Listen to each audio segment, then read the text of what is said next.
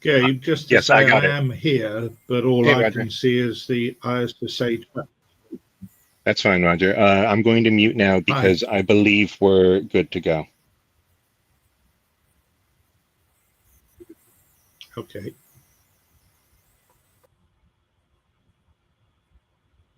So am I good to go?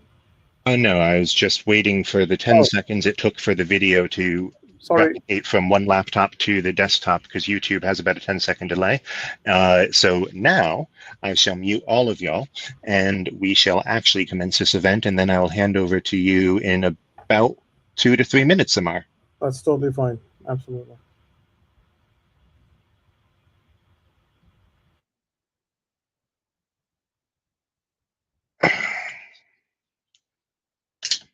So, hello everyone. Thank you for joining. Thank you as well that we are once again going through mild technical difficulties because that's the way technology works, especially when you shift platforms, which is what we're doing today. Last time we went with an open broadcast studio setup, which was good fun. This time we're going with different conference software. Seems to be a good deal. So we have the live stream going well now. Just a little bit of mix up between keys and platforms and things like this that will also be available to record later. And so that is sort of important to cover. We are streaming this on YouTube. We are going to only cover the presentations and the moderated questions. All of the sort of Zoom chat and the networking sessions and so on, they're going to be private. So, well, it's not Zoom chat with this case. And obviously the audience is going to be muted before each presentation to avoid any accidental coverage of PII or anything like that. But the warning is, of course, there are initials. If you unmute yourself and talk in the middle of someone else talking, well, then you could accidentally broadcast yourself, and you probably don't want that. So just be careful. Please be warned. And of course, we'll try to edit anything out because we do a post-edit process on these. So that's my sort of health and safety bit done now that we're in a virtual world. It's not about the fire exits, it's about your data. That's sort of a good analogy anyways, especially given it's 2020 and all that. So now we're going on to the main event. So thank you. As many of you know, this is my last ISSA event, at least as president, not as an attendee. And it's a bit bittersweet for that. But it's something that sort of had to come. I'll talk about that a bit later. Right now, I'm just happy to be having an event after a truly tumultuous 2020, and I'm happy I have some old friends here listening to me, and we're about to hear some excellent speakers. There might be a bit of shenanigans later on. Unfortunately, the panel members may have slight compositional differences. So if that's the case, well, we'll figure it out. Might have a few less people, but that's what happens. But yeah, back to the point. This is our Christmas event. It's the end of a tough year, but it is still us coming up to hopefully a slight bit of a break. Possibly better years coming forwards, at least changes on the horizon, and it might be something a bit less stifling than this year has been for some of us. So if we're not already, let's drink to that. And then I am going to shortly hand over to Amar to speak. But first, before I do that, obviously we're using a virtual format. So if you don't want to get your name out there, I mean, you can go to YouTube chat and leave a comment. You can comment in this chat thing, but the easiest way is to go to Slido, go to the hashtag ISSA-UK and just leave a comment there, and we'll get back to you with questions and help moderate it with Amar later without exposing any of your personal information or even who's asking. So that being said, that's all of the preamble. Just to recap, in case you missed it, the agenda here, Amar speaking now. Then at 17:45, we're going to have a non-recorded private networking discussion, say hi to each other, etc. Come back online. I'm going to talk a bit about this year myself. Also, I'm leaving. I want to, say bye. And then we're going to go on to a panel. I forgot to close that with the point is that it's at 1900 when Stuart Golding will be giving us the election announcements before our closing ceremony, and then further networking and so on as we see fit. Right, so Amar, I'm about to hand over to you, so feel free to take control.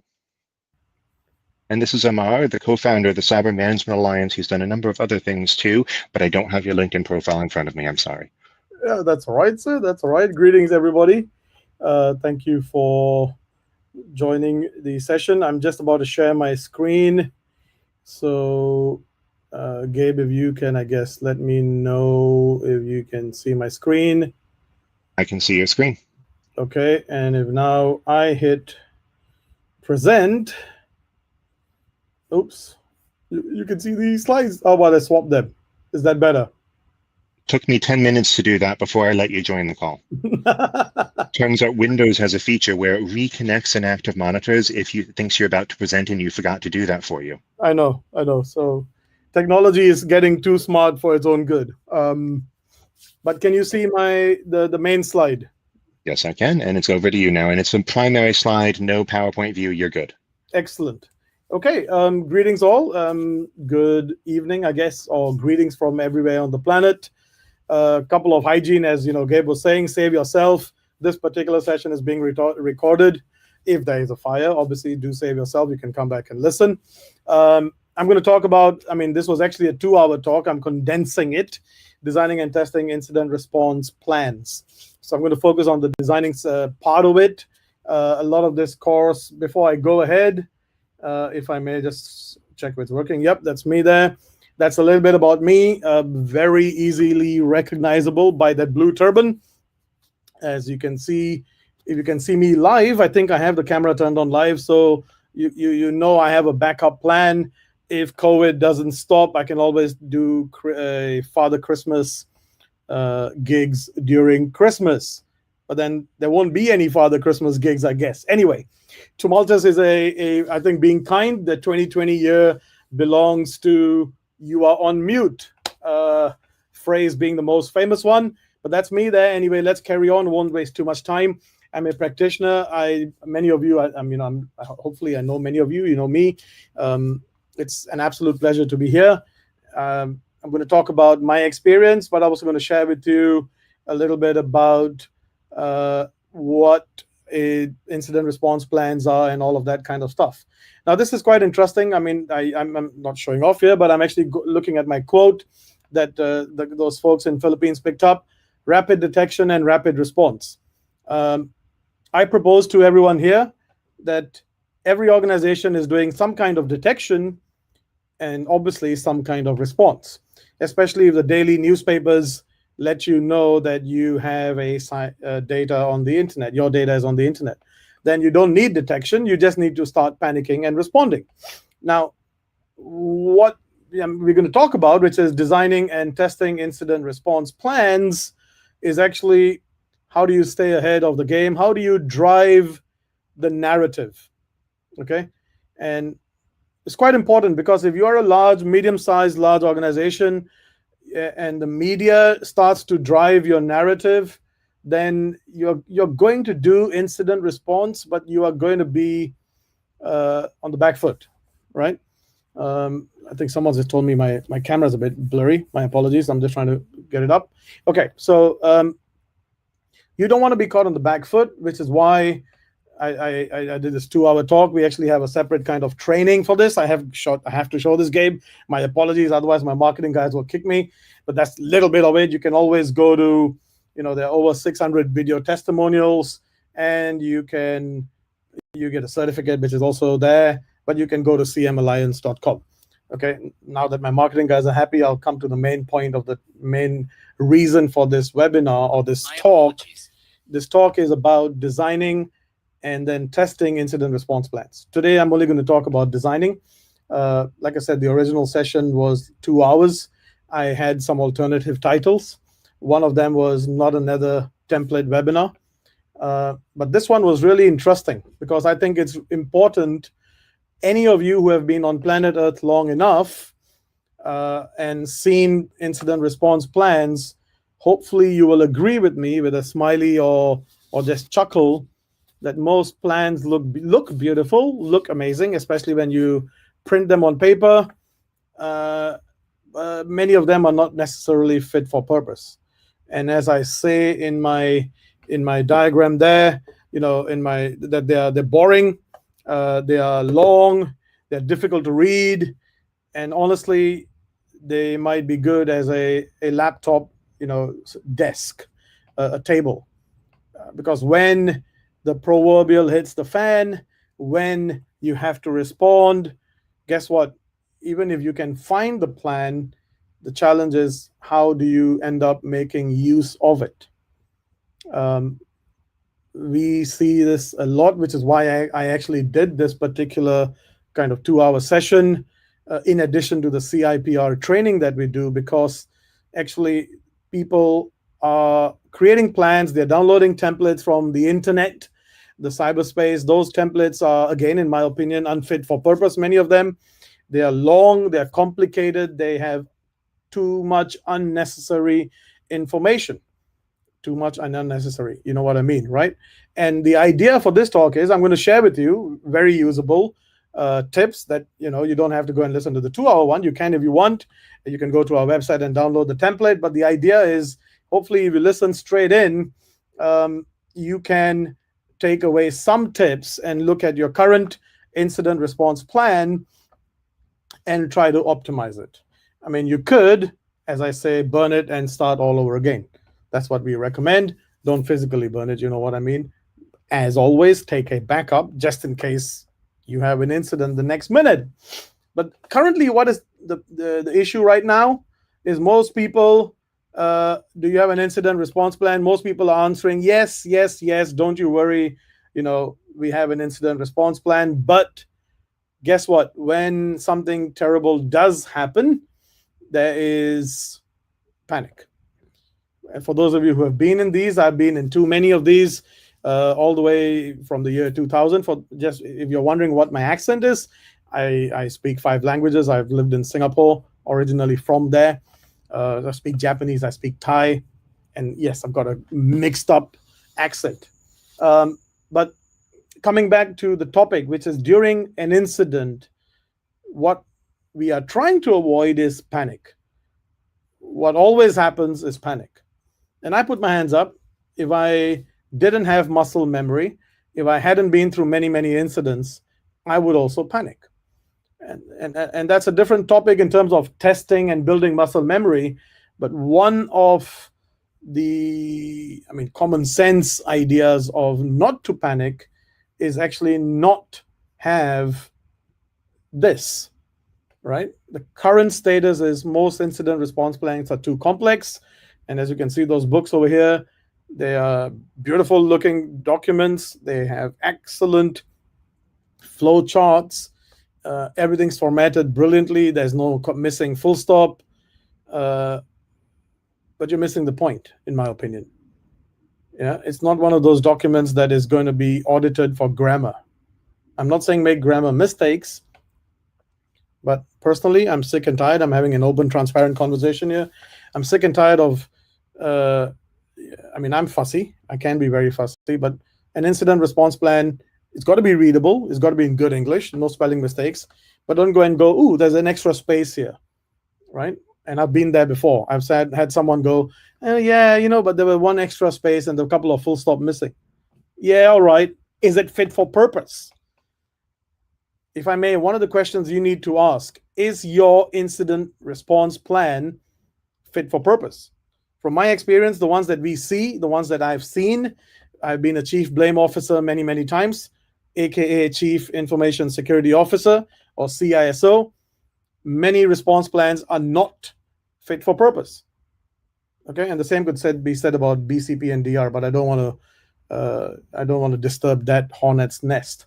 What are the key components? And I'm going straight in. I know time is of an issue. What are the key components? Honestly, what do you want to achieve? Do you just want to create it because you want to tick the box? Or have you done your planning? In CIPR, Cyber Incident Planning and Response, in the CIPR course, we go through several topics which are here, right? We're going to talk about some of the topics, but we go through so much information about planning. But you got to ask yourself, what are your key objectives of the plan? What are you trying to address? What scenario are you trying to address? And why do you want a plan? Do you need a plan? Don't get me wrong. I'm not saying you don't need a plan, But you got to ask these fundamental questions. Don't just go, I'm going to download a template that looks amazing, that has absolutely, 100 pages of information, and I'm just going to stick it up and tell the boss I'm done. Very easy to do. Okay, I'm not a fan of templates, but we've created one. We think you would find it useful. As you can see, I break the norm. I do things a bit differently. Go and check out the plan. But the simple, one of those key principles, folks, is please keep it simple. You can go back, like I said, to cm-alliance.com, but I can tell you right now, it's a massive skill to keep things simple rather than overcomplicate things. I'm not saying oversimplify. No, I'm saying keep it simple and straightforward. Yeah. Don't keep it basic. It needs to be fit for purpose. But when you dust off the plan, whether it's a PDF or a physical plan, it's got to be readable straight out. To me, that's really key. Yeah, if you can't actually read it during an incident, during a crisis, when everyone's panicking and pulling their turbans or their hair, then it's not serving its purpose. Okay, there are many things here. I mean, like I said, the original talk was 2 hours. Let's go deep straight in. Key principles. Let's focus on that first. What do you want to remind people who are going to read that plan in 1 page or half a page? If it's more than half a page or 1 page, forget it. What are your key principles that you want to keep reminding them every time they look at that plan? Humans, muscle memory is yes, but if they don't read that document, if they don't practice, then they don't have muscle memory and they don't have actual memory. They will forget. I will forget. And what I'm saying here as part of your let me bring that up. Arrow. Yeah. Ooh. No. Anyway, forget it. As part of your designing, when you are looking at your current plan, or if you're writing a new one, look at what are the key principles. The next one is, how are you going to read the document? Not you. Think about someone non-technical. It's not easy to do this, which is why you've got to get not just the peer, but the CEO, right? Someone who has no clue what you're up to, and tell them, does this make sense to you? How would you guide them to read this document? If they had to pick it up, how to read it in a simple outline. The next point, Gabe, I'm not sure if there are any questions because I can't see anything. So if there are, please let me know. No, okay. The next thing, hyperlink out. I don't have to hyperlink out. You don't have to.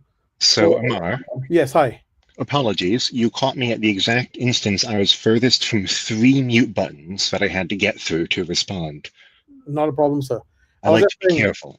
It's actually a good point to remind people that if you do want to ask questions, you don't have to wait for the end. Go to Slido. It's sli.do/ISSA-UK. So that is sli.do/ISSA-UK. I'm monitoring that so I can relay those to Amar anytime. Excellent. Yes, sli.do. I love Slido. ISSA-UK. So thank you, Gabe. So refer out. The metaphor that many of you may have heard, please don't throw the kitchen sink at your plan.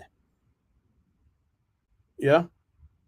Please keep it short, refer out. If you have a HTML, if you're able to hyperlink out, even better. But if you can't, say reference, go to this document. Which also brings up one of the things that must be absolute baseline among all your staff who are going to be reading this document is they need to know where to look. Now, I don't know how you ingrain that into someone's mind, into their subconscious. That's up to you guys. But like, one of the things we see when we are looking at, we do a lot of tabletop exercises. And guess what? Many times people are not able to go, yep, I'll look at that link in SharePoint or Google Drive or Microsoft OneDrive or whatever. People don't remember. They know, but they don't remember. To me, it's one of those key missing ingredients. When you want to eat something and something's missing, often this is missing. People can read the document, yeah, go to this document, but where is it? How do I get to it? Is it bookmarked? Is it one click away? So please keep that in mind. Checklists, playbooks. I mean, we have a separate playbooks course, but if you don't want to do anything, create a checklist. Playbooks, folks, majority of the time, if you want to do manual playbooks, they are a bridge, BRIDGE, a bridge between a policy and detailed procedures. That's what a checklist is, right? Have you disabled all privileged accounts? Check. And then immediately go and look at the procedure, which will be obviously much more detailed. It'll tell you which system, etc., to go to. So I'm a massive fan of checklists. There's actually a book you can read called Checklist. I found it interesting for at least half of the book. But checklists are things that can be repeated. They're not procedures, please. They are a bridge. You can call them a playbook, run book. There's one organization we're dealing with. They don't want to call it playbooks because it means play. You can call it what you want, folks. You can call it a bridge, right? But the idea being that you have in the plan, if you want, simple checklists, the top 5 checklists, okay? Which people can refer to. Have we done these 10 things? Have we done these 5 things?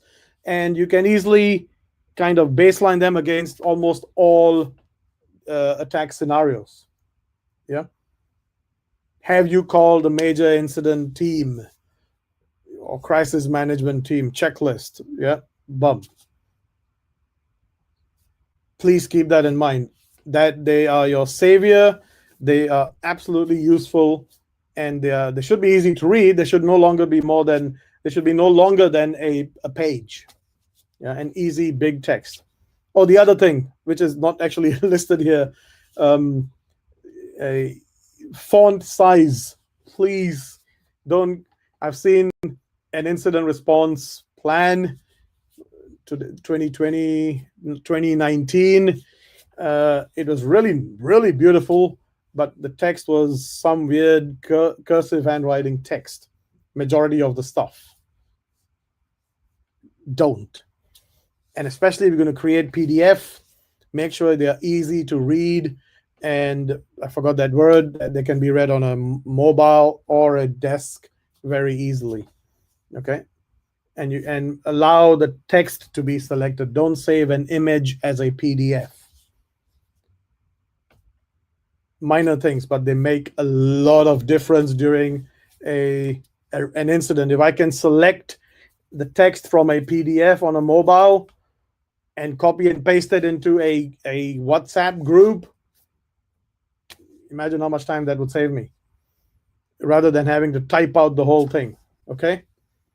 Speed to read, or you know what I mean, easy to read. Please test how easy your document is to read. And actually, again, when we work with clients, we actually simulate pressure. When you are under pressure, when you are stressed, how easy is this plan going to be to read? We test it ourselves. Yeah. Test and build muscle memory. Folks, cannot tell you more than enough. If you don't test, there's no point. If you don't build muscle memory, it's almost no point. Okay. For those of you who don't believe me, I have been in the army before. Yes, I used to be 65 kilos. I'm not sure how many stone that is, but you know what I mean. And the things they make you do are basically to build muscle memory, so that whatever you do almost subconsciously, like we all drive. a lot of the problems we see with incident response plans, what they are proposing in the response plan is not in muscle memory. No one's ever read it before. And the first time they read it is when they pick it up. So how is it going to be in muscle memory, folks? Yeah. And testing, we do tabletop testing. If you can do your own. We've done in the last 18 months, I think, close to 100 now, tabletop exercises with organizations. They are the best thing to do. Yeah. I was wondering if you could highlight on the pre-agreed response actions a bit. Reason being, of course, is so a lot of what you're talking about, there's principles I apply to my own practice. My own practice is not incident response, Okay. but I certainly see a lot of that. But in my experience with incidents, I'm curious on your thoughts on pre-agreed response actions. Yeah, we can jump to that. Very good point, and very critical, because we don't see this anywhere. Even if you don't have any automation, Gabe, anything at all. And imagine, again, a medium-sized organization. I mean, if you have 50,000 people in your company, it's a different. Even then, it's, I think, applicable. But in a nutshell, if I know all my systems are under attack and I can't get hold of my boss, right, and I can't get hold of anyone, and you know what happens, right? It's whatever law, Murphy's law, Amar's law, whatever law you want to call it.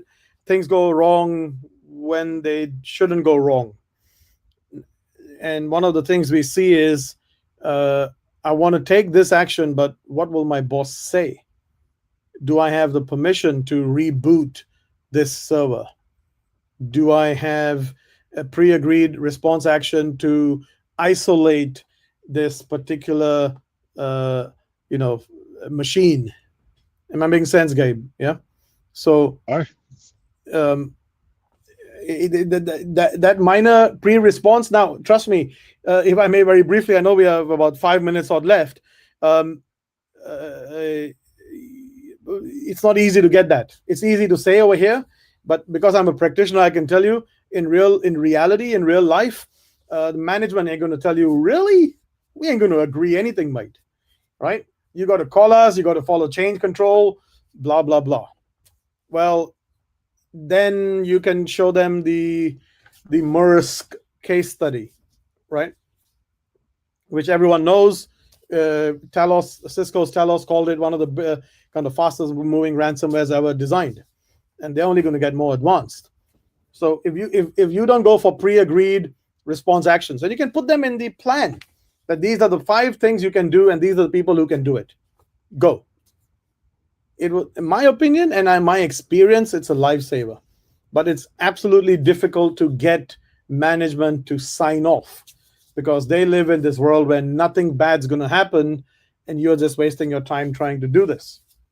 So, I mean, it's not in this particular thing, but one of the things is you're going to have to fight that battle of convincing management to let you, in the worst case scenario, to trust you, Gabe. That's really important. Because if they don't trust you, then they're never going to agree to anything, right? They need to trust your judgment and a couple of other people who can take these actions. And actually, I also find with that discussion, because absolutely, the minute you get to the point of disrupting service, you end up discussing change control. And I have yet to find a security person who enjoys discussing change control, including myself. But I also find that if you do this right, you start driving out failure scenarios that you probably needed a threat model for that you didn't even know about, and getting agreement on that. Absolutely, yes. Absolutely, yes. And this, and it goes back to, it's almost, I've this phrase has been used many times, and where I use it with clients: willful ignorance, right? Management know what you're saying is correct, but they don't want to agree to it because no one wants to take responsibility and accountability on this particular thing. And from our experience, when we work with CISOs and other companies that don't have CISOs, this pre-agree response actions is really painful. Everything else is easy to do. You can do a checklist, blah, blah, blah. The other thing, if I may point out, which is a real important thing to me, is always remind everybody for preservation of evidence, and make sure that whatever you do, you follow chain of custody, etc., right? The other thing, if I may, I know, Gabe, how are we doing on time? I want to wrap up. You got a few minutes before you wrap up, but yeah, then I'd wrap up and we'll go to a private session for a bit. Excellent.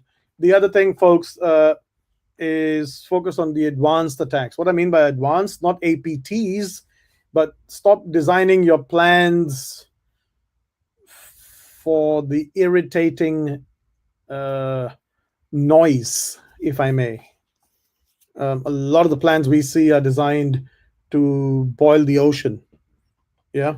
One plan to rule them all for the Lord of the Ring fans, which I am one. There is no one plan to rule them all. I'm sorry. Yeah. There is one plan to rule some of the major attacks, and that's what you need to know. You need to know, as you called it, threat modeling. I call it building a scenario, call it what anybody wants, but you need to know what's going to bring you down. And the plan needs to address those more than, dare I say, the irritating ransomware.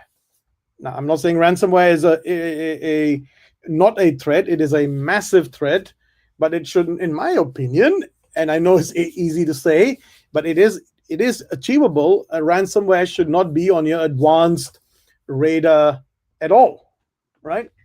Advanced attack radar, if that makes sense. So, yeah, I mean, finish a couple of things. Simple English. Honestly, if you can't keep it simple, there's a problem. It's a massive skill to translate complexity and make it simple. And that's what our clients kind of tell us again and again, is the ability for us to make a lot of the cyber is a very complex topic, and we make it simple for them. The final one is business objectives. Again, go back to the business. Why do they want the plan, right? Do they want to respond? That's not a good enough answer. Do they want to respond to what? They want to respond to ransomware. Okay, I'll create a plan on responding to ransomware. And if something else happens, then, I mean, you see where I'm going with this. You need to understand and agree with the business what are the attacks that actually need proper incident response plans. Because a lot of what we are saying, the ransomware doesn't necessarily need a 50-page document. It needs pre-agreed response actions, in my opinion, Gabe, right? Ransomware seen on one endpoint, isolate endpoint. That's a really good idea, Amar, right? Right. That's what one client told me. I said, yes, that's a really good idea, right? But what you need to do, I told the client, is you need to approve and allow IT to do it, rather than have them phone you at 11 a.m. in the night to do it. Which means, yeah, because your call-out time on that is far longer than the time it takes for that to spread, but also which means, again, modeling the impact on a client versus something that's hosting something more critical. Absolutely. Well, I mean, I could go on. Hasn't that changed to some degree, Amar? Because now, I mean, how many people are getting accurate telemetry from their clients when all their clients are working from home and may or may not be VPNing in? Sorry, what's the question again? So that what you just said makes sense if you have accurate telemetry about your clients. Yes, so obviously, if you have a decent EDR that's managed by a cloud console, something like that, fine. And a lot of people will, but a lot of people will have been relying on point solutions that are only accurate in reporting to the enterprise security stack when they're VPN'd in. So do you see that scenario changing? Not yet, and that is another problem. And I think COVID and the wonderful banned word, if I dare say, the COVID digital transformation has actually created some new problems which did not necessarily exist before. So some clients are handling it well, some are not. In some places, they're slowing down incident response because detection is very poor, as you highlight. Right. So interesting times, to say the least. Yes. Absolutely. So we actually had another question in. Let me share a background.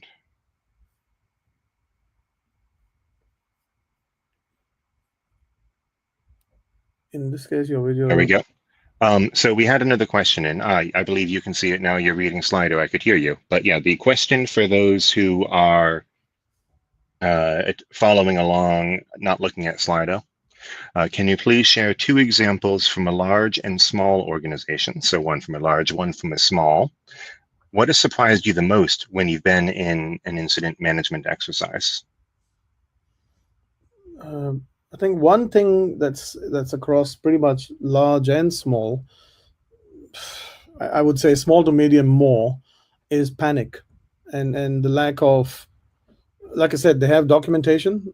We've worked with one organization. The documentation was off the charts. I mean, amazing. I've never seen such crazy good documentation.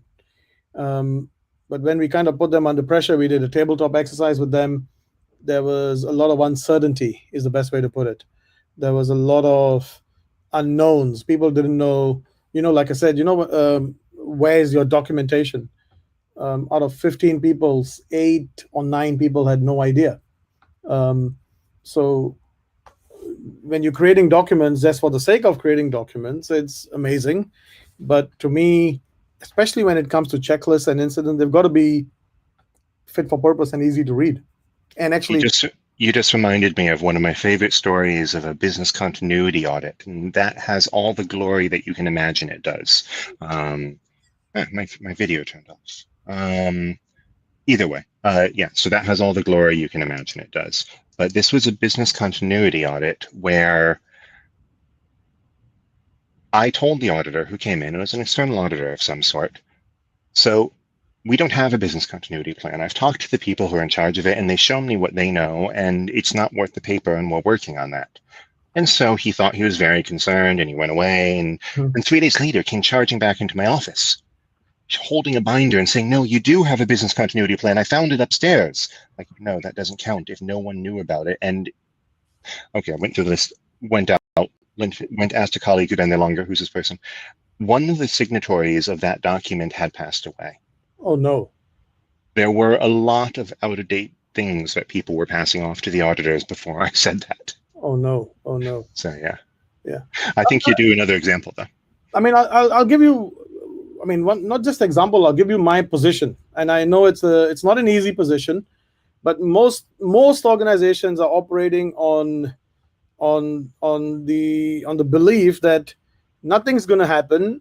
Let me know when something bad happens. Okay. The whole operating monitoring apparatus is geared towards give me a ring, Amar, when something bad happens. Okay, if I'm the SOC or the monitoring and detection center, right? Yeah, Richard. Yeah, which Richard is this? I think I have an idea which Richard is. Mr. Starnes, maybe, I don't know. But Gabe, my position is, it is Mr. Starnes. Greetings, sir. Congratulations. You know why I'm saying that. So my position, Gabe, is very simple. My position is you got to prove to me that there's no one in my organization rather than actually prove to me that someone made it in. It's a difficult position because then majority of the time people are trying, they're doing the right thing, but it takes a lot of effort. And actually, just looking at the time, so Amar will be joining us later, but I should move us on to the next session, so we all have a moment for a break if we wish to run away from our computers or whatnot. So just to remind you all, what we have now is we have a networking session. I will reconvene at 18:05 is when I will restart the stream. So the networking session, we do not live stream for privacy reasons. This was already gone over at the start of the stream, but I will reconvene the live portion for our panel. And now just to refresh you before we go away, the panel is unfortunately not as listed. Let me see if there's an update. I know that we have Amar who will be joining us again, but I do recall that there were a number of events that had changed things. So we will actually have to announce the panel members shortly now that I've realized that. So let's see. We have Amar. Ryan, are you on and can you update? We have Amar and Sarah Armstrong-Smith coming up, and then we may have to substitute for another, and we'll see what happens. But that being said, it is looking to be a great session. We have planned out the rest of this. It's just, incidents or events or life or, I think the the greatest example, and actually, Amar, this might have been you, might have been affecting you rather, because I mentioned we tried to have you speak a number of times. I think we had you speak the day after Heartbleed, and you were busy, Yeah. a little bit busy with incidents that day. So yes. So point is, we'll be back in roughly at, I'll restart the stream at 18:05, or stick around on the call and we'll kick off. Just give me 1 second to cancel the stream. You will know when I do it. Oh, welcome back. We will wait a few seconds while we ensure that the stream has resumed successfully, and then we'll kick off with the panel.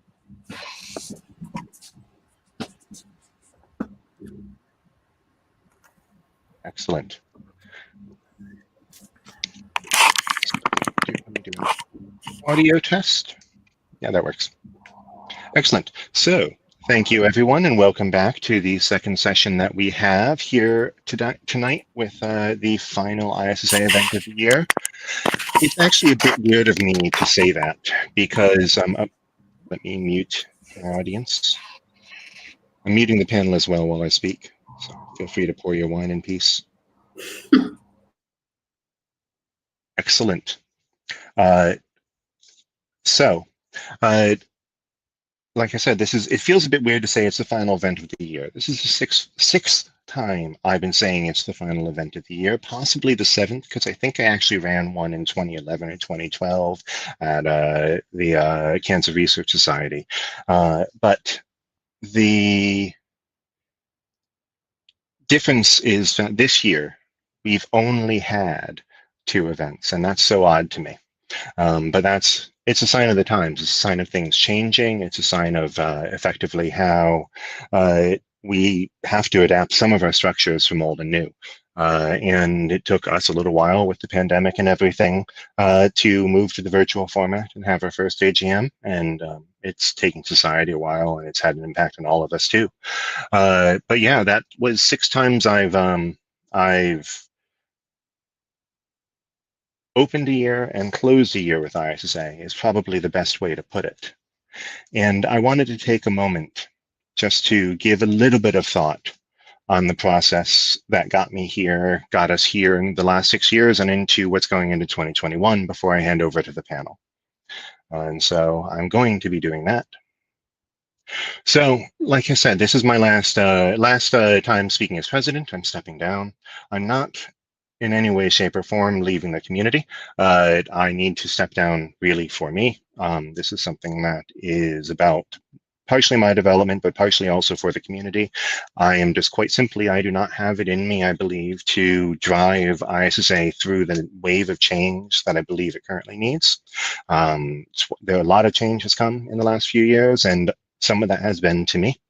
And there are other areas where right now I need to devote what energy I have left, and also to preserve my own mental health. So it is still a community I care very much for. It's not something I'm running away from, but it is something that I need to step down and let someone else who has more energy to drive do so. And I did mention in my opinion that ISSA needs change. So it's not a damning indictment of ISSA-UK. I do think some of our strictures, in particular some of the institutions laid down in our bylaws in the 90s, could use an update. Some of the way of managing a community has changed since the internet went mainstream, little bits, but that is something that will require much debate, much discussion, and someone with much more stamina than I was currently planning on delivering. But like I said, that's the only bit that is directly informing this. And obviously, maybe a little bit more on my mental health and the focuses in our community I think we should cover will come later. But what I want to cover now, before I hand over, is I said I'm not leaving our community, but what I really mean by community is our industry and our practice. We have a lot of factors that anyone means when we say cybersecurity. The industry, those of us working for vendors, resellers, product owners, end users, the industry might mean different things too. We have a community which can be toxic if you're one of the people on Twitter who has to deal with half of the crap on there, or loving if we somehow get everyone new jobs, and it's all a mixed bag in between. But there's also the practice element, and that's something I think we've been missing. So what do I mean? What do I mean by practice? I'm going to tell you a story, but I'm going to tell you a story you've heard before. So I was at a security conference, and the presenter was on stage. I think they had released a tool or maybe an O-Day. It actually doesn't matter for the story. And then at the end of it, after showing how the world was ending in cybersecurity, they made a joke. And the joke was that we're going to keep having jobs. We've heard that joke 1,000,001 times. We all laugh, as is due for the corporate audience or whatever. But I'm sort of tired of that joke, because it's not that I'm tired of having a job. I like having a job, but it means that we're not solving the fundamental problems here. And I think 2020 is showing us that, and I think 2021, as we shift working models, is time to help use our positions to educate our organizations a little bit on other ways of doing security. I'm not going to talk at length here. I'm not giving a speech tonight. I do have talks on the subject, but I think because of the changes we're seeing in the world, we're seeing changes in this industry that we can capitalize on. We're no longer an industry of enterprise security specialists who were autodidacts, who taught ourselves how to do this before the security existed as a practice. We're now getting a lot more people coming in with organized plans. We're seeing a lot more robust methodology creeping out from other disciplines, and the merging of, say, SRE principles, so site reliability principles, with security principles. We're seeing more embedded organizations, and I think we're in a position where we can help tell people that there are multiple ways of doing security. It's not just an ivory tower position of enterprise security stacks anymore. So I missed that point. What I'm sort of saying is I'm now seeing organizations sort of practice security in one of two ways. And I'm not saying either way is right or wrong. I have opinions. I'm just not going to share them. But one is security as compliance engineering. Security top-down, manage your risk, understand it, address resources there. And the other one as security as engineering. Security as embedding security engineers or engineering teams into building things as you go. That has a drawback too. But the point is that right now we tend to treat those as either you're doing enterprise security or you're agile, fast, and you do other things. And we need to get those areas talking and look at addressing organizations a little bit better. That was me ranting on for slightly longer than I planned.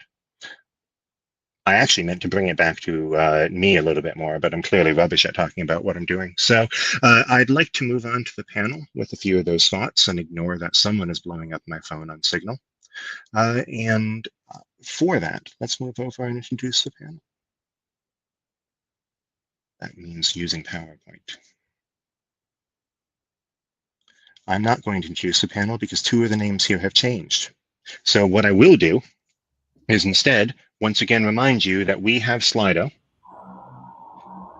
And we have Slido, and if you use the code ISSA-UK on Slido, you can ask questions real time. But what I will now do is introduce the panel. And actually, the panel, feel free to give your own recap of why you're on this panel in 30 seconds or less. I'll just give the names and the titles of who you work for. So first off, we're going to go with Sarah Armstrong-Smith from Microsoft. Hi, everybody. So Sarah Armstrong-Smith, I'm Chief Security Advisor at Microsoft. So I principally work with UK financial services, but also strategic customers across Europe.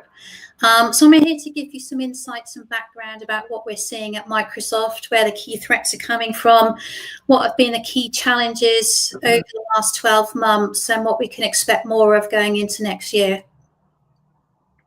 Thank you. Michael Kaleo. I don't know if I should say who you're working for because I gazumped you, so I'm not gonna. No problem. My name's Michael Kaleo. I am currently the Chief Corporate Security Officer for ISSA, which means I'm responsible for information security, physical security, cyber resilience, operational resilience, crisis for ISSA's entities in the US, the UK and Ireland, our global asset management entities, the Excel Group, and ISSA Global Health. So I've got about 40% of the ISSA Group by revenue. ISSA's a financial services firm in the UK, most known for insurance. We also own ISSA PPP, but we've 163,000 employees globally. I've got about 230 security officers working for me. Members still astound me sometimes, at least from the European and UK side, of how we tend to approach these things. Richard, you're up next. Richard Starnes. Richard Starnes, Chief Security Strategist for Capgemini. Been in the industry longer than I'm going to admit to. I'm responsible at Capgemini for some of our high-tech clients, critical national infrastructure clients. We've got approximately 275,000 employees in 40 countries globally. Thought leadership, professionalism, former ISSA president, just like Gabe. I'll be a former president shortly. It's a wonderful club. Yes. I'm sort of looking forward to it. I want to actually write some of my own research for a little bit.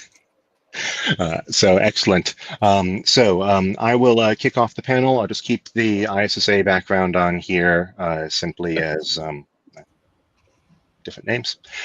So if you probably won't be surprised, but a good theme about these questions is going to be a little bit of the changes come from 2020. I gave you a little bit of warning in my preamble, and how that has affected the way we do business. So before we talk about what's going to happen because of 2020, in 2020, what would you do differently professionally if you could give yourself advice?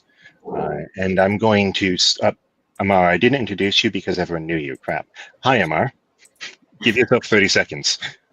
No, that's totally fine. Greetings, everyone. I'm sitting in my man cave. That's where I'm supposed to be today. So I know Richard really well, and it's a pleasure to meet all of you. We do a lot of stuff in crisis management, tabletop exercises, and it's been an interesting year to say the least. Yes, let's get on with it. Excellent. So in fact, I'm going to hand that one to you, Amar. So what would you have done differently? What would I have done differently in 2020? Wow. If that's the question, I probably would have. Professionally. Sorry? Professionally is the context. Okay.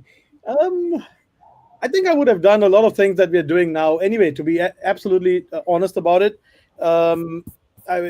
Differently, I don't know.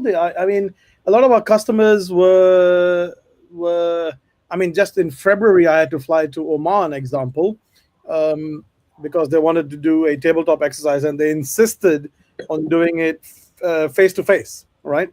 So I think, I'm not sure if I'm answering the exact question, but today that same client is absolutely happy to do a virtual session, So I think.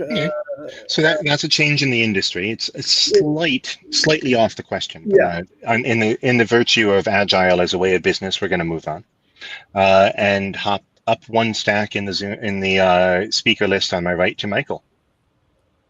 What would you have done differently if you could go back and give yourself advice in virtue of how 2020 unfolded? Pacing. I would have done pacing differently. When you enter a crisis, you obviously don't know how long it's going to last.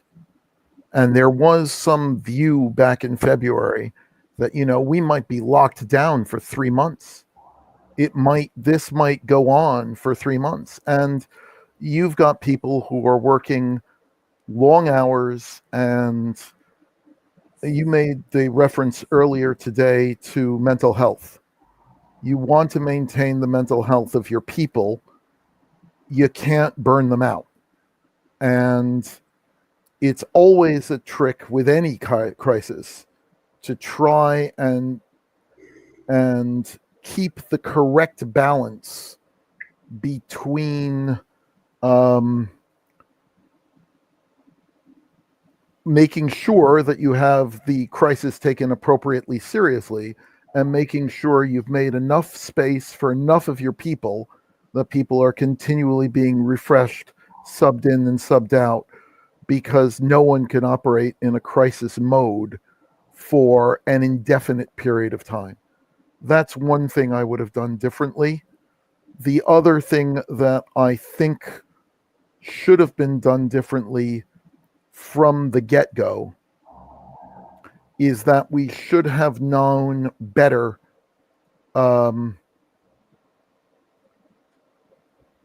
just what was going to be involved in a track and trace system.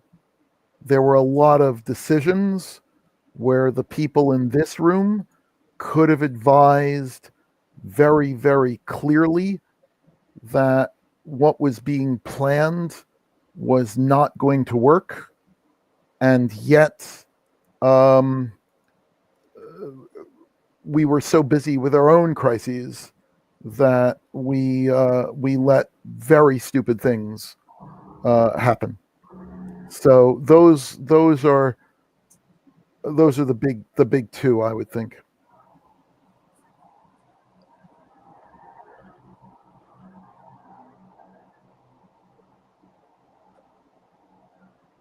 Gabe, I can't hear you.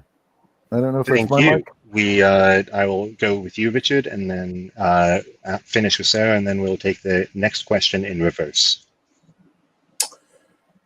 I think the first thing that I would say to myself is pay a bit more attention to the black swans. I've seen some black swans in my career previously, more isolated and more regional than this, certainly not from a global standpoint. There have been a few, but not to this level. But obviously, pay more attention to black swans. They do occur. They do occur in your lifetime. I've been doing predictions for the next year on what would come up for the last decade in this job, and I've never predicted anything like that. And I went back and looked at the predictions of colleagues whose opinions I respect, and nobody, including myself, predicted this. So that's the that's the biggest thing that I would say. I want to join in with Michael on the pacing yourself. That's absolutely key. He's 100% correct on that. You cannot stay in a high alert position for very long. Anybody that's been in law enforcement or military training will have had that drilled with them. You cannot stay in a high alert position for very long. You have to pace yourself. You have to pace your people. Those are pretty much the two things. Excellent. And Sarah? Yeah, I think professionally it's been a real learning curve for me. I actually started at Microsoft in April, so I think it was the week after the UK went into lockdown. So I've spent my professional career at Microsoft actually working remotely. So it's been a real uphill battle because I've had to learn Microsoft and everything that goes with it, as well as meeting customers, understanding their challenges, and really reacting to all of that. And I think, just reflecting on the panel, is that it's that fatigue, because we've been running at pace. I've been running at pace for sort of 7-8 months now, and I think maybe in September, when we thought we were coming out and then home before we go into lockdown again. And I think we're going to be in this situation for another 3-4+ months at least. And it's actually, you can't run at pace continuously. And I think even when I think about my colleagues in Microsoft, they've had a triple whammy, let's say. So for everything that's been going on, they've had to keep Microsoft up.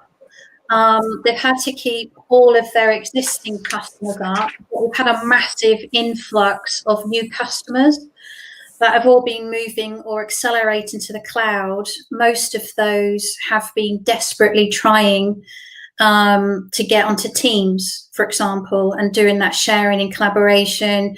So much things they've never been done before. And it's been continuous. It hasn't stopped. And I keep thinking that at some point we're going to get a break. And even with Christmas and everything else on the horizon, it doesn't feel like it's ending. So it's one of those things that you have to be prepared for events that don't no longer last for just a couple of days, hours. They go for weeks, months, and longer potentially. And that's actually being prepared for that, because you can't, as you say, Michael said, you can't run in a crisis management scenario for months on end. You have to then turn it into BAU, whatever that BAU looks like. I wanted to respond to that. Avast pointed out that a whopping 23% of employees had received any guidance on how to use platforms like Zoom or Microsoft Teams securely in a remote environment, which is a surprisingly small number. But entities rolled out, particularly O365, at remarkable speed. And over the summer, the UK National Cybersecurity Centre was noting that malicious actors were specifically targeting organizations who'd rolled out O365 in a vulnerable state because they were rushing and didn't know what they were doing. And it became a happy hunting ground for malicious actors. And really being in a position where you've given some thought to how some of these things may work out. According to Spiceworks, 15% of organizations said that their DR plans did not need changes this year. Their remote working plans just worked, whereas the large majority of organizations, that wasn't the case. As things feed onto things, going into what Michael had said, the thing that I noted that was interesting is you had a level of maturity among the large entities, but your small to medium-sized enterprises, which any economist will tell you are the economic engines of the globe, had severe problems because they didn't have mature remote working capabilities. So an interesting side note to that was you had literally Best Buys and PC Worlds and Currys completely picked clean of laptops and workstations. And in some countries, they were actually going to the secondary market, like eBay, and buying secondary market laptops to use for corporate means. If that's not a recipe for a problem, I don't know what is. Richard, that was obviously a recipe for a solution. Between all of our garages and lofts full of all the old kit we've stashed over the years. Yeah, I totally get what you mean. I mean, if I may, one of the clients that we were dealing with, he told me, Amar, you told me, how can I think about cyber when I still have 100 employees that I can't source laptops for, right? And I'm paying them to sit at home. This was, I think, in May, right? When we were in proper full lockdown. So, and I think many people were in similar situations. I mean, on another example, very briefly related to this, one client has 3,000 employees, and we were having a bit of a catch up. And I said, so I asked him, how many officers do you have? He said 5. I said, no, I think you have 3,000 officers. And I think that's the reality for everyone today. So if you have 50,000 employees, you may have 50,000 offices where you have. CrowdStrike did a survey and found that 60% of remote workers were using personally owned devices for work. There you go. And then they asked what percentage of those felt that their devices were secure.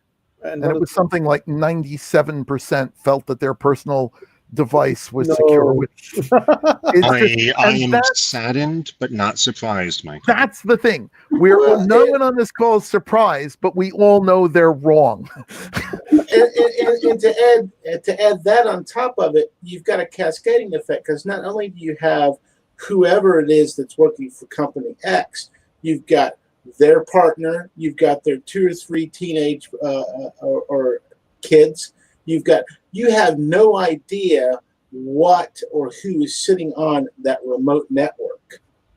You have just reminded me of the time that I went off on my process engineering manager, I think he was, when he confessed that the reason I was getting his laptop fixed was because his kid had been smacking it. But coming to mental health is really interesting because, and I talk about it openly myself. I think the reality is, even on a good day when people were working from a combined office environment, mental health has been a challenge. And now that we've all been kind of 9 months roughly many of us are still kind of stuck at home. How do you get the visibility of what your system admin is going through? How do you keep a pulse check on what he or she is experiencing? And then, So actually, Amar, can I take that and make that the next question for the panel for the others? yeah, go. Yes. Sure, because I mean, I have questions, but that's actually a really good one. I know how I approach it in embedded security, but enterprise security has a huge challenge in that regard. So we started with Amar last time and Sarah last. So Sarah, you just got Amar's random question, if you're okay with that. Yeah, so what was that about mental health of remote users? How do we as a security stack, and Leah, let me phrase it for the audience as well. How do we as enterprise security, or the people responsible for the security of whatever we're looking after, take into account risk factor from mental health in a way that isn't punitive or otherwise discriminatory, which is a huge challenge, and it's still some way we can account for that? Yeah, I think if I can just reflect on what we're seeing at Microsoft is a huge increase in insider threat. And I think for the vast majority of people, they're trying to do the absolute best they can in a very strange situation. So as we were sort of saying, that can be that suddenly, they found themselves working remotely. They're trying to juggle homeschooling of children, dogs and all sorts of things that are going on. So their concentration levels are not where they're meant to be. They've got issues with devices, changes in policies and processes. They've lacked the support of being able to just go down the road, and just go and see like desk side support if they've got a question, speaking to colleagues, and all of those things combined is what's leading to a lot of stressors, and those stressors can sometimes just lead to mistakes. So we're seeing an uplift in people falling foul to sort of phishing attacks, making mistakes in terms of emailing the wrong people or that kind of just making silly mistakes. But also we're seeing that increase in malicious insider as well, and it's really down to the fact that they're just getting a little bit fed up. If they feel at risk of redundancy, they're being furloughed. Obviously, there's things going on in their families. They've got concerns over, health issues and that kind of thing. So actually, security culture plays a massive, massive part of this, and being empathetic to the situation that our users are in, and what can we do to help them. So it's our job to make sure that they are being secure, safe, secure, productive as possible, but also being mindful to the fact that they are going to make mistakes, whether they're accidental, malicious, or whatever the case may be. So we have to be prepared for that. But I think that means that we have to be amending our policies and processes. We have to have more automation and analytics to look at those, make sure that we understand the anomalous behavior and we're on top of it. But I think when we talk about security culture and being mindful, I think we have to look at the fact that we have to then combine that with HR, and I think what Amar was saying is, not all managers are actually good people managers, and they're not very good at actually checking in with their people and doing that on a regular basis, and even stepping up a lot of the well-being, making sure that people are okay, and they're doing the right thing. And I think this is just it's getting to a real crux, I think, point where if we don't manage it effectively, we're going to start seeing a lot more data breaches and a lot more malicious insiders as well. And I think there's an expectation that, when we talked about, we were in a crisis management mode to begin with, you were getting a few let's say. If you're in a regulated environment or, from a risk teams, you're in crisis management mode, it's all about availability. And that's been at the detriment of security and compliance. And those things are coming back round to bite and bite quite hard, unless we kind of nip it in the bud and kind of really tackle some of these things head on. But I think we're potentially at a crisis point with the insiders and the employees if we don't start thinking about these properly. I definitely am seeing similar in terms of, especially, I think a lot of people are getting closer to their own particular breaking points, and I'm hoping that next year we get a little bit more of a reprieve from that. Richard, what is your take on this? I know you're here. You just complimented Pamela's wine glass. I'm from Kentucky, as most people here that know me quite well, and the state motto is "United we stand, divided we fall."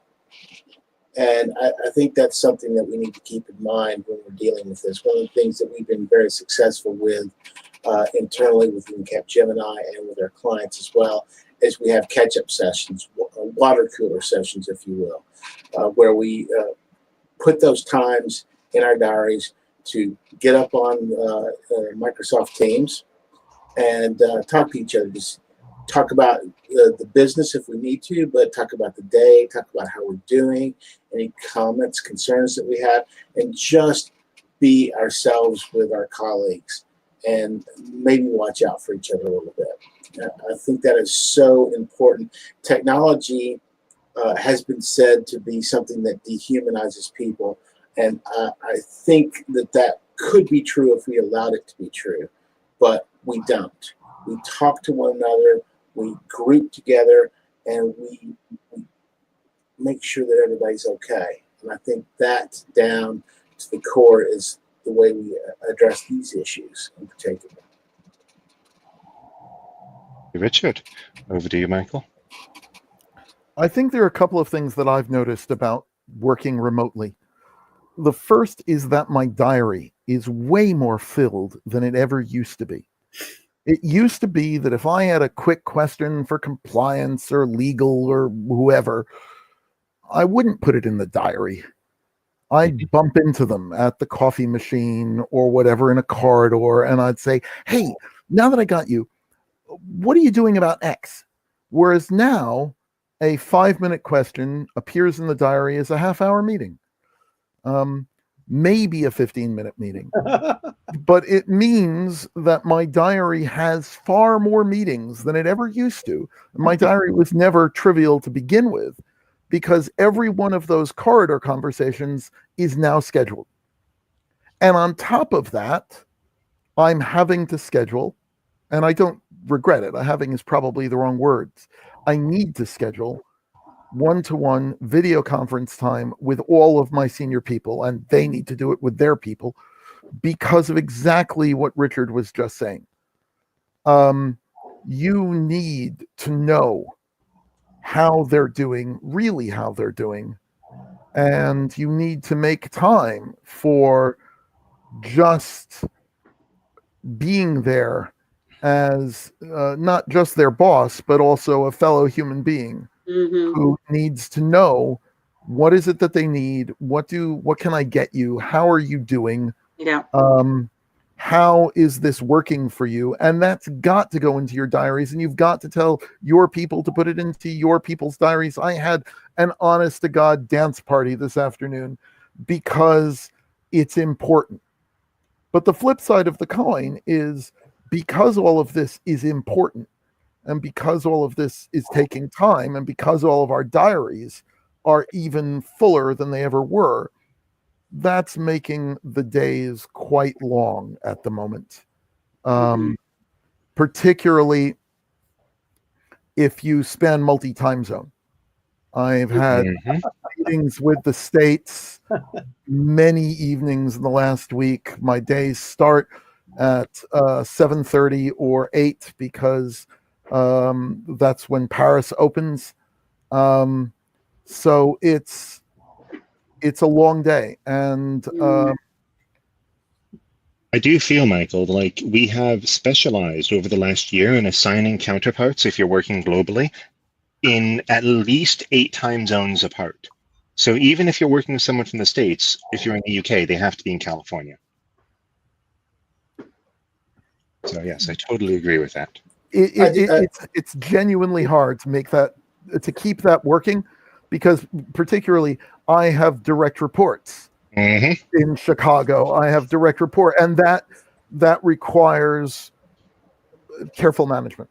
I have a friend who leads a UK security function for a large multinational, but he was in Oz on holiday when the lockdown got announced, and he's still in Oz, and night shifts are not being nice to him. So yes, it's a huge challenge that I think we all need to take care to address. I'm going to move this panel slightly on that because I think we've actually. Hold on. Oh, who's that? Michael brought up a point to my mind. Insider threat. A lot of the times, well, criminals will be criminals. So if you have somebody that's of that particular psychology, then they're going to action that. But a lot of the insider threats are made by corporate culture, corporate actions. When I was a CISO, I watched one of our employees. I was very young into the post. Watched one of our employees frog marched out of the headquarters, and I knew right then and there that was a problem. And I sat down with HR, sat down with the chief operations officer, and I said, I don't care what they've done. You don't treat people like that. Full stop. That's right. Because you are begging for a problem. You treat them like human beings. If they have to get let go, even for a good reason, you still treat them like a human being. You take them out. You have them stay for, if you're going to fire them, you have them come in for a meeting, stay late on a Friday, 5 o'clock, so that you can let them pack up their desk and leave with some dignity. Absolutely. I agree 100%, and I've been in my own unfortunate situations. So I don't agree. I don't agree. I think that there is a case to be made when you have an employee who has committed a clearly criminal act, embezzled or whatever, stuff that is going to be around the office anyway on Tuesday. That there are cases in the right organizations where it is appropriate to make it clear that, and again, it depends on the organization and it depends on the culture, to make it clear that Big Brother is watching you, and that if you are committing serious corporate malfeasance, then it will be handled very strongly. However, I will also say that if you are frog marching someone out, they should be looking at prison time. If you're frog marching someone out for something minor, that's entirely inappropriate. And that, Michael, is exactly sort of the image I was responding to, is every scenario I've dealt with in my career that has dealt with a termination of any sort has not involved prison time. I'm lucky by that compared to some of us I know. And in those scenarios, I would find I find even if acrimony is justified, and I'm sorry, frog marching someone out is acrimonious. Even if acrimony is justified because of the severity like you described, it generates a lasting impact in those who watch it, an impact to withdraw, an impact to stop engaging. And I feel it does a lot of damage to the working environment in all cases. So I do disagree with you, but I do understand in that certain case where there's a slight difference. That is the image I was popping on. So I wanted to come a bit back from the mental health aspect of this. There is actually a lot to unpack in that. And there are other areas that just slipped my mind. I actually was delighted to hear mental health and pandemic impacts, and that we sort of led into what do we do now to take care of our employees in 2021 and our staff from that original question. However, in terms of what's happening to cybersecurity in 2021, which in theory we are here for a cybersecurity meetup, the direct impacts of remote working, continued remote working, and the pandemic are one aspect, but we've also seen changes from the attackers.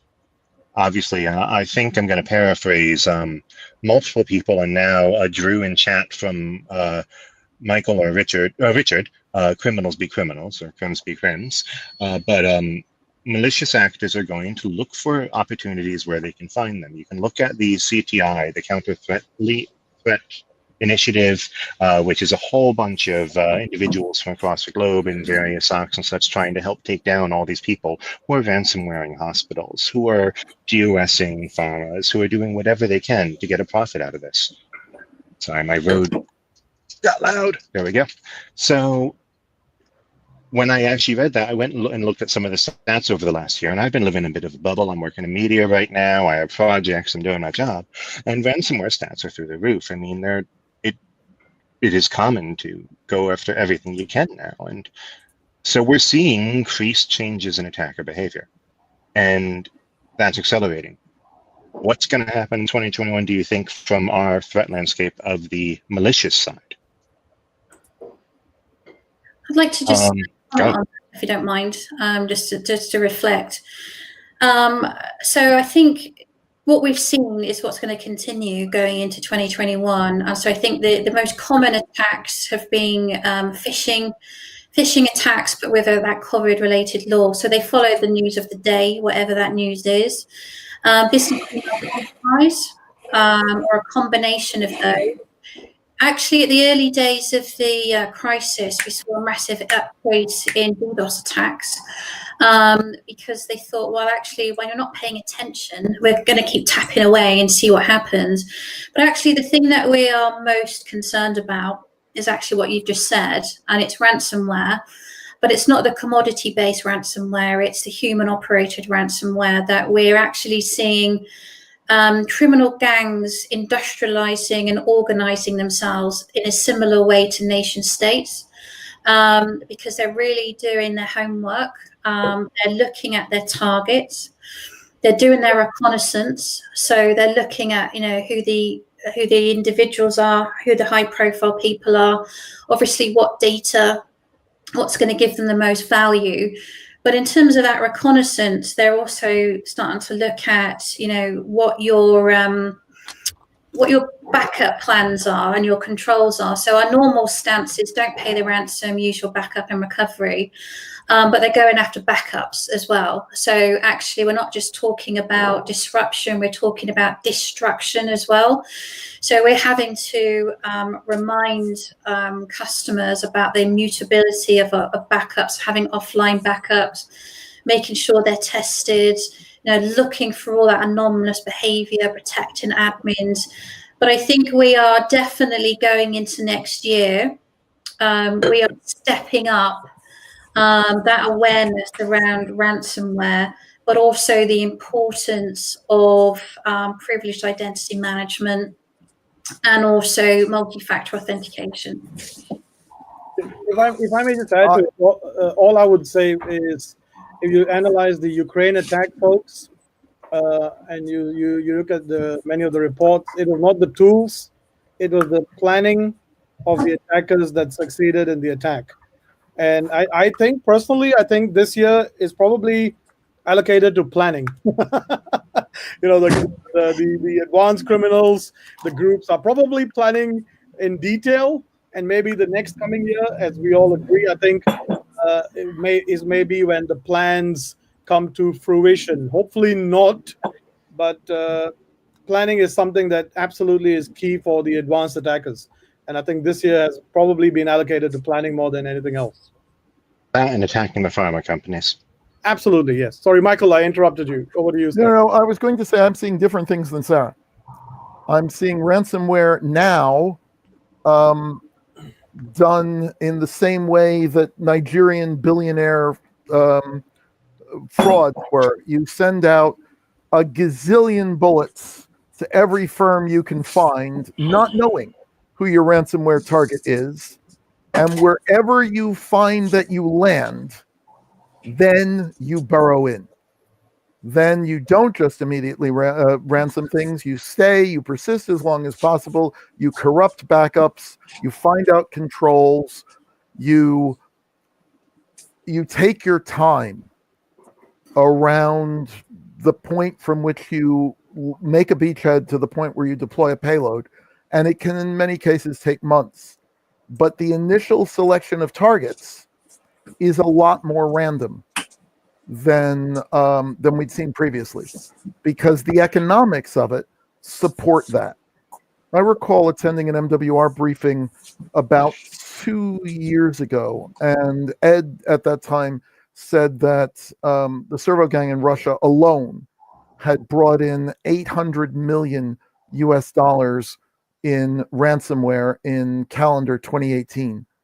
And I thought, what a huge number. Yeah. And that's at an 80% profit margin. And the firms that we're seeing most targeted, most paying, are the medium-sized enterprises, something with 1,000 employees or 1,500 employees, which is large enough to have money worth going after and small enough not to have a mature cybersecurity function.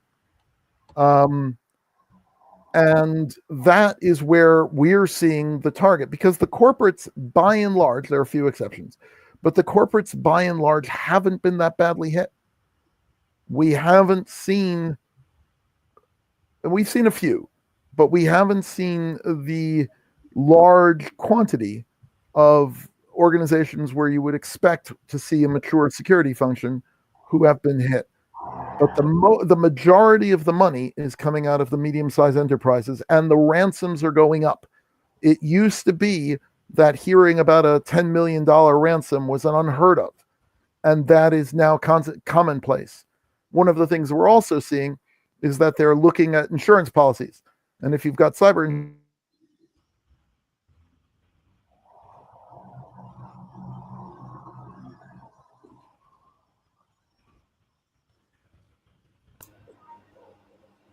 insurance, they find out how, as a business, as a high value corporatized, when you talk about Michael, a $1 billion business, that's what they just do. so you know, we lost the slight middle of that to a congestion issue. So we came back to your $1 billion corporate instance. I tried to tell you, but I didn't come off mute because it's 2020. Of course.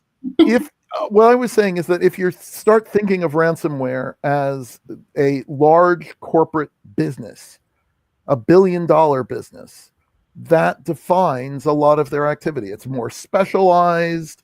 It's highly, there's one team that does persistence, another team that does intrusion, another team that does payloads. It is a $1 billion business.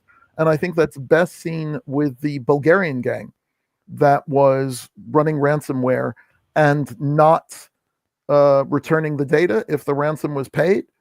And the big Russian gangs called them up and said, hey, you're killing our business model here. This is a big business. And the Bulgarians said, screw you. So a group of Russian gangsters flew down to Sofia, and the Bulgarian gangs were not heard from again. This is a $1 billion criminal enterprise, and they run it like a $1 billion criminal enterprise. With that excellent analogy, Michael, it called to mind a Medium post the Gluck did, I think in 2017, don't quote me. It was around when he was doing an analysis of the business model of a nation state actor and prognosticating on the salaries and effort involved in launching a well-planned and executed nation state style attack. And it was some years behind in terms of assumptions made. I'm sure it's dated in that area. But the point is what I heard you just describe is people treating ransomware like they treat nation state attacks. Seriously. Absolutely. But they have a better advantage. Salaries are almost irrelevant. I will never outbid the big criminal gangs because there is nothing I can offer this talent that is more compelling than work for us and your family will continue to live.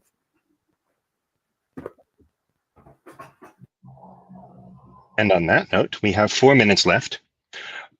Thank you, Michael, I think, before we go over to the election announcement. So let me think, looking at what I have, what do we want to sum up? Yeah, fine. I'll just close off. If you were in charge of security, for your part of the org, whether you're leading the security of the latest Bastion server for a microtransaction site of some sort that has exactly one user, sort of like my Spotify devices, or whether you're securing a multi-100,000 person organization, what would be the one thing you would advise in terms of skills to get or things to change to prepare for 2021? I'll give everyone a chance to think on that and say that my view is that we need to be ready to change the model that security operates at to shift with whatever society is shifting to. And now I'm going to any takers? Yeah, I'll take it.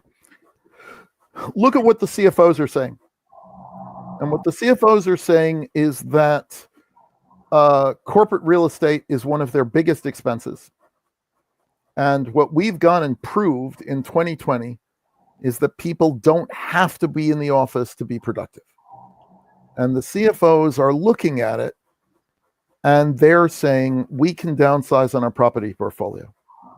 Even if we say that people come into the office 2 days a week or 3 days a week, we can dramatically reduce the size of our offices and with it our expenses. Now that's a huge change. That means that a lot of what we've been running in crisis mode isn't going to end. The remote worker, the home worker is the new normal. And a lot of decisions, particularly risk decisions that I've seen some organizations take on the grounds that it's a crisis, no. You have to figure out how are you going to do employee monitoring when people are working from home? How are you going to do EDR when people are working from home? These are things that are with us to stay long after COVID is over. Beyond that, when you talk about skills, I think that there are broadly two categories of skills. There are a wide variety of technical security skills that are tremendously valuable for a lot of people to learn. But there are a lot of organizations that look around their security team and identify that they have a lot of really good security managers, but very few leaders. And if anyone wants to make that step up from being a security manager to being a business leader, then there are skills you need to learn that you should be working on early. You should understand how to describe whatever you do without using any technical language. I was talking to the guy who used to be the CISO for Colt Telecom, and he said that one of his standard questions for new techies was, can you describe the 3-step handshaking to set up a TCP/IP connection? Only you're doing it to the business, so don't use any technical terms. And the number of people who couldn't do that was huge. But you should be able to say, to answer the question, how does our security strategy align with the business strategy? How is our security strategy empowering the business to deliver what they need to deliver? And if you are not capable of doing that, then you're missing some of the skills you need to step up to the next level. Thank you. I'm sorry, as usual, I'm managing multiple channels. I want to give Richard, are you back? I don't know if we lost you and you got back. Okay. I'm assuming then that's a no. I want to give each of the other panelists a second minute to respond before we hand over to our elections announcement. Richard, can you hear me? I've just seen you join.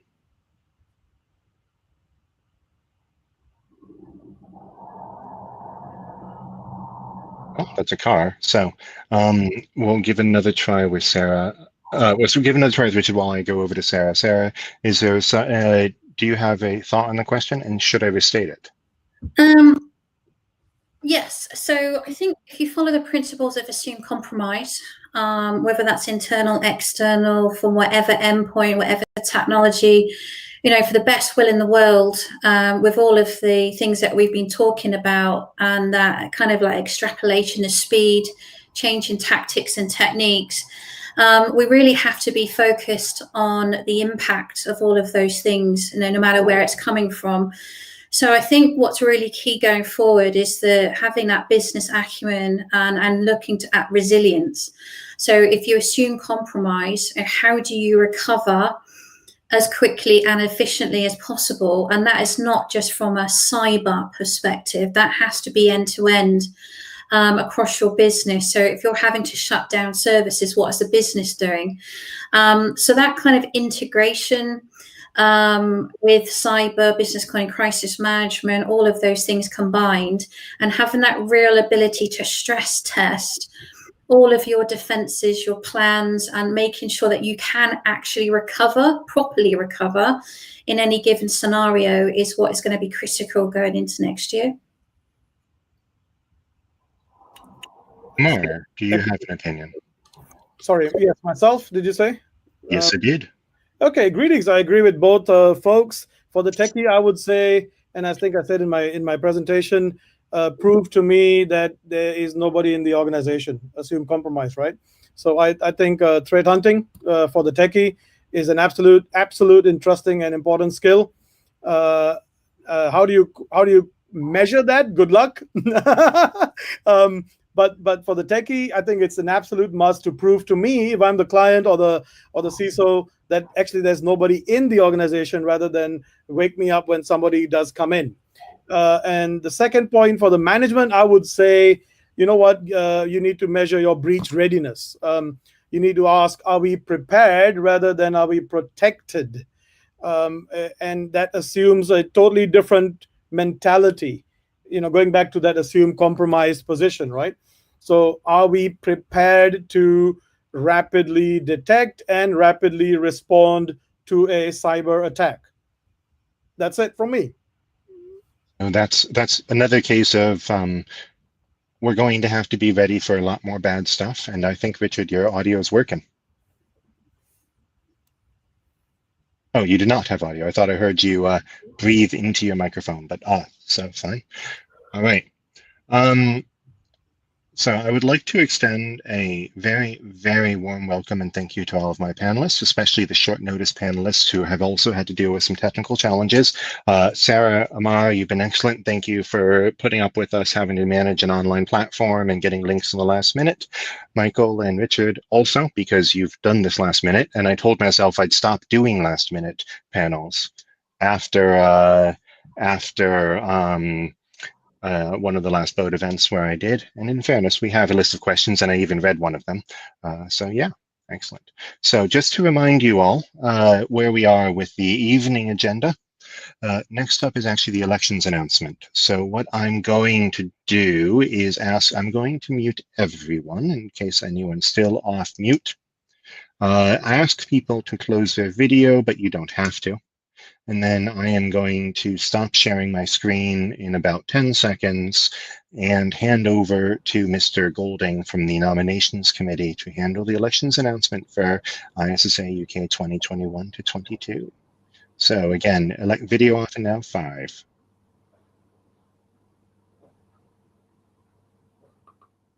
Stuart, please feel free to take control. Thank you, Gabe. Okay, can people hear me? Yes. Excellent. Gabe, as you've said, you can. I'll assume that everybody can, and hopefully you can see a slide that says UK chapter elections 2020 election results. Can somebody just confirm that you can see that as well? Confirmed, and so you're aware, I also am monitoring the stream, so we're all good. Excellent. Good. Okay, brilliant. So thank you very much, everybody. Good evening. My name's Stuart Golding. I don't know many of you. Getting involved with the elections committee was something for me to just get a little bit more involved in within the ISSA. I've been a member, but not a particularly active member, I have to say, for a number of years.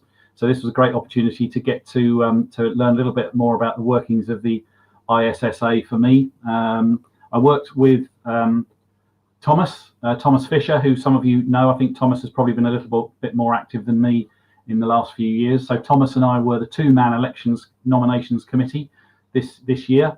The rules of the game, the bylaws say that we have to have a minimum of 2. So Thomas and I were the two volunteers. So our mandate was to organise the call for nominations, organise the running of the elections, i.e. conducting the elections and making sure they happened according to the bylaws.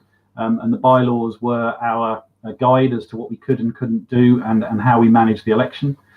We were tasked with gathering the nominations and the candidate statements, distributing the candidate statements and the voting ballots through to a reasonable method of our choice, and you all, or those of you who voted, know what we used, which was an online voting platform, which we'll see the results of in a minute. So, candidate requirements. Stuart, Yeah.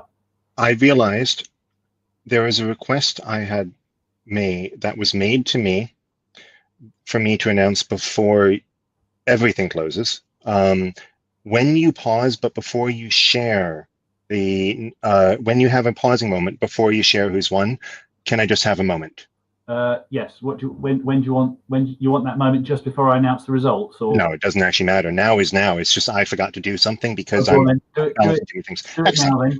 My apologies. My apologies all, and this will be a lovely live stream.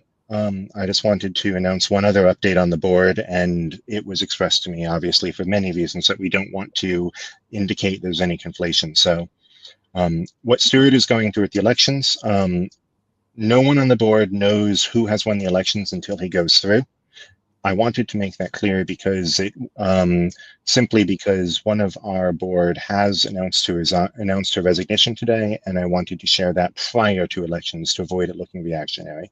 So I wanted to thank us all, thank Iggy for her service to the chapter over the last couple of years and her continued service, and wish her well. So Iggy, thank you. You're always welcome, and everything you've done has been great. There's no guilt to worry about. Thank you. And looking forward to have you at many other events. Okay.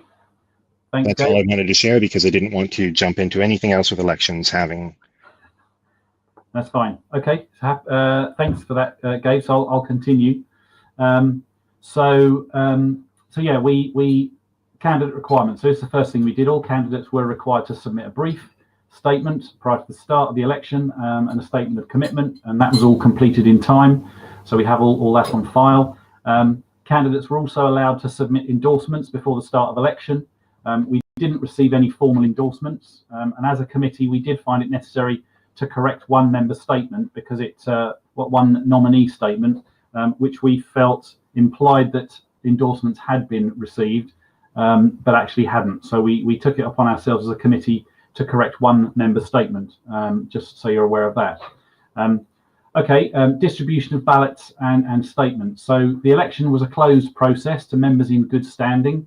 We did have one or two members who had only managed to renew their membership after the election was announced, and unfortunately that meant they couldn't vote. They weren't classed as a member of good standing at that point. So in future years, what we would encourage people to do is make sure they have renewed their membership in good time before elections are called. I think there were probably 2 or 3 people who wanted to vote, but obviously couldn't because they hadn't submitted their subscriptions in time. We distributed information via emails to members of good standing. You will have all seen those come out announcing the election. There was a newsletter on the website. There's a dedicated page for candidate statements, and there was an e-ballot voting site which included the candidate statement. So they were all the methods we had at our disposal to manage and look after and announce the election and manage the election through for the candidates and the UK chapter. What we didn't have any control over was anything outside of the sphere of those direct closed communications. So we had no authority or control, unfortunately, over social media platforms or anything else. And another thing we weren't able to do was take on the role of the ethics board. So if there was anything that we felt was perhaps not as it should have been within the election, we unfortunately didn't have the authority or the power to act in the role of the ethics board in any way.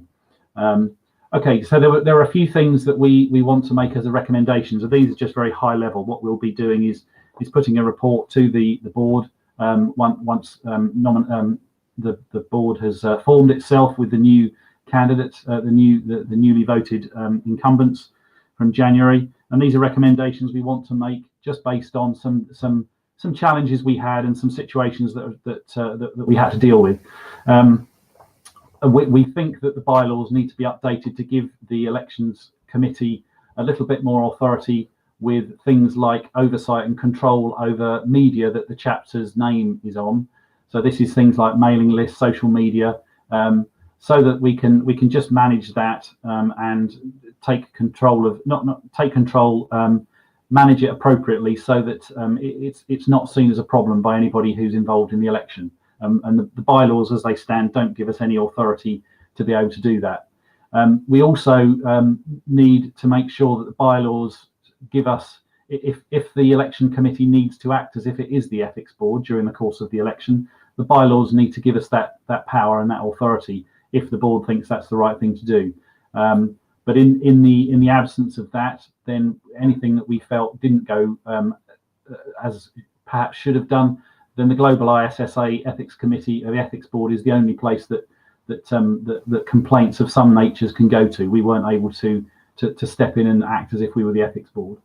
There's another thing that we noticed in section 2 of the bylaws. It says quite clearly that a person may not nominate themselves, but in literature that we put out and was obviously put out in previous elections, self-nominations have definitely been accepted for the last 2 years and plus.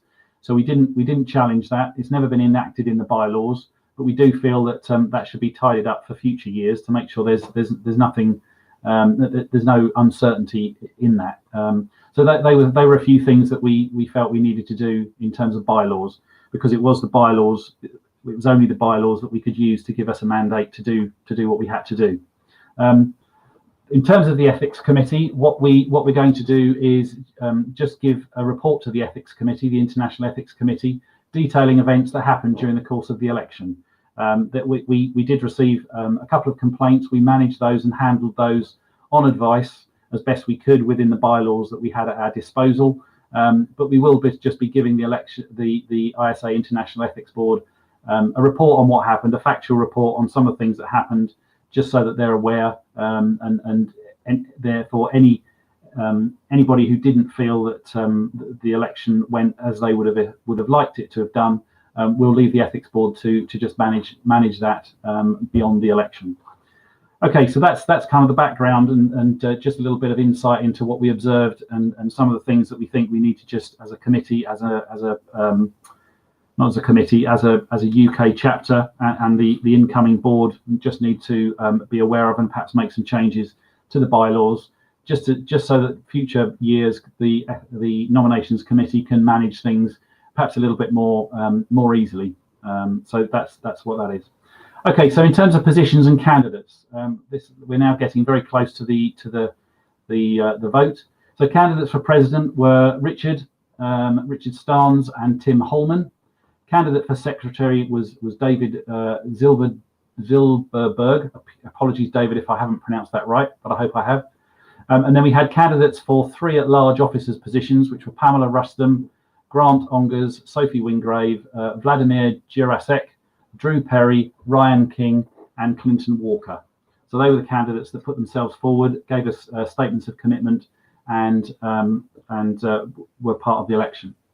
Okay, so in terms of voting, we had 142 members eligible to vote, and we had 74 votes, which is a 52.11% turnout.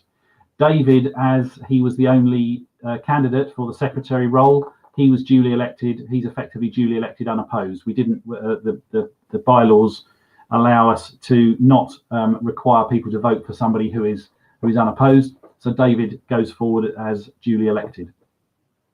Okay, so moving on to the at-large officers. This, as Gabe said, is new news to everybody. So on the right-hand side, you'll see the actual votes from the voting system we use, and you'll see the percentage of the votes and the number of votes. So the top 3 votes were for Sophie, for Pamela, and Clinton. And so Sophie, Pamela, and Clinton are duly elected as at-large officers for the committee. Okay, and then the last but one slide is the results for president. So as I said, Richard stood, and so did Tim Holman, and Tim Holman has been successful with 44 votes against 30 votes for Richard, and therefore Tim Holman is duly elected. So that's pretty much all I've got to cover. The last slide is just to say congratulations to everybody who has been voted into positions on the board. And those elected officers take up their positions on Friday, the 1st of January for 2021 for a period of 2 years. So thank you very much, Gabe. And I'm going to hand back to you. I'm going to stop sharing my screen if I can do that. Oh, it says stop sharing. I'll press that button and that should take it away. So Gabe, back over to you. Thank you very much. Excellent, thank you. And actually, I managed. This is a really weird client. So, like I said, we changed our video conference clients very recently. But I only seem to manage to turn on my video roughly 50% of the time I click on the button. Excellent. So yes, thank you very much, Stuart, and congratulations to all of the new incoming officers. And apologies as usual, or not as usual. Apologies in this case. For various reasons, we did not want to allow any chance of sharing this information outside of the Elections Board and Nominations Board until this closing announcement. So congratulations and welcome to 2021.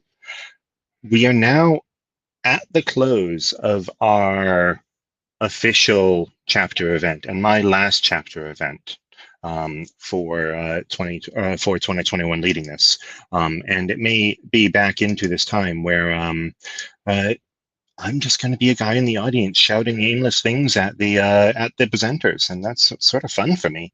But that doesn't mean I don't get to say goodbye and say a few more things. So I think this community is tremendously valuable, and I wanted to simply thank all of you for giving me the time I've had to lead it. I've grown tremendously in my time here, learning what I have in this development.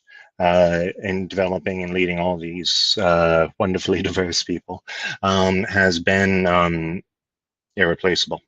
And when I said I'm moving away for mental health reasons, it's absolutely true. There are things that we all learn about ourselves over time. I had a lot of very serious things happen to me over the last few years. I think it's a problem our industry is really going to suffer. And one of the reasons I'm stepping down is because I'm trying to focus a little bit more on that side. So we are a little bit more on focusing on the health and well-being of what we do, a little bit more on the focus, health and well-being of those of us who are actually neurodivergent and who have never really been able to progress in society before. That happens to be something that I am. And in my last aspect of the new time coming forwards, I'm just simply hoping to give a little bit back to the community in terms of future practice and ways of working. A lot of the things that Amar and Sarah and Michael and Richard have said tonight, and a lot of our speakers over the years and our sponsors as well, have really resonated me with over the years, and I've incorporated them into the practice that I deliver. And I do believe that cybersecurity is now becoming a practice, and that's part of the challenge that we face when people say, how do you do security? Because the answer is usually, it depends. And that's where we are. And that means more practice. It's like, and I'm going to draw an analogy that will really annoy people, I'm sure, no matter who I choose. So I'm going to choose medicine. It's where you're looking at a situation or an organization, and you are determining the best course of action based upon limited information. I've spent my last 2 years working directly with engineers who are used to, like I was when I was an engineer, having all the facts before making a decision. Making an engineering level decision without all the facts is what security people have to do every day. And that's a mantra that business people are used to. So yeah, it's a practice that we have to apply as we bridge those gaps. And so I'm hoping to do a little bit more of research and work in that area. I do have a website, it's my name. So I'm not even going to bother posting it anywhere. It also has absolutely nothing on it right now, so don't go Googling. Well, it has a blank static site page, but that's because I've been busy. So hopefully in the new year it has something. Either way, I wanted to thank everyone for the time I've had in ISSA, and thank you all for attending and listening to me ramble on. So we are about again to close the formal ISSA session, and I am going to cut the stream in a second, and we can all network discuss and congratulate as we feel. So thank you all again, and to all a good night. I hope your 2021 is bounteous. I still have to kill the stream, so don't talk yet. Also, I don't know why I chose bounteous, but I'm going to cut this from the audio.